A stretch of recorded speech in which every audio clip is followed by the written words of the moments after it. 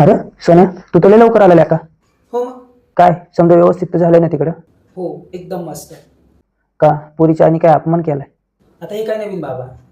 नाही रे लेका, काय असतंय ना, काही काहींना सवय असते अशी, म्हणून फक्त विचारलं, बाकी काय नाही. काय नाही, सगळं काही एकदम मस्त झालंय. पाहिली का पोर? हो मग, पाहिली ना. हा, आवडली वाटतं. हो, आवडली. मुलगी इतकी संस्कारी आहे ना की तुम्ही अशी मुलगी कुठे पाहिलीच नसेल.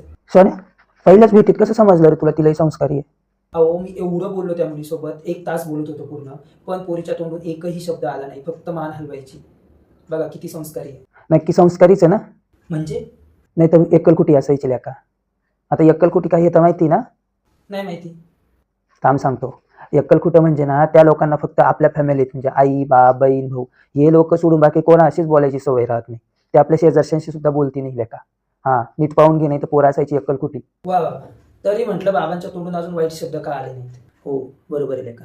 तुला आता मी सांगितलेलं सगळं वाईटच वाटत, पण काय नाही लेका, तुझं वाईट व्हावं म्हणून मी काहीच सांगत नाही. मी जे काही सांगतो ना ते माझ्या अनुभवातलं सांगतो. जे मी अनुभव घेतले तेच मी तुला सांगतो. तुझ्यासोबत काही चुकीचं होऊ नये एवढाच माझा हेतू आहे राजा. बघ आता तुला ते ऐकायचं की नाही ऐकायचं ते तुझ्यावर. कारण कसं आहे ना लेका, या समाजात असे लोक एवढे वाढलेत ना की जे सहजासहजी समोरच्या व्यक्तीला फसवतात. त्याच्यामुळे जे काही करायचं आहे ते एकदम विचार करून कर लेका. बाकी तुझी मर्जी. बरं बाबा, तुमचे जे अनुभव आहेत ना ते ठेवा तुमच्यापाशी. माझे खूप सारे कामं बाकी आहेत, मी येतो. अरे सॉरी, थांब थांब थांब. एक तर विचारायचंच राहून गेलं राव. आता काय राहिलंय? तू मला म्हणला ती पोर तुझ्याची एक शब्द बोलली नाही. ठीक आहे, मला वाटलं ती अक्कलकुटी असेल, पण अजून एक प्रश्न पडलाय राव मला. पोरमुखी तर नाही ना? पाहिलं का नाही, तर लग्नानंतर तुला कळायचं पोरमुखी आहे.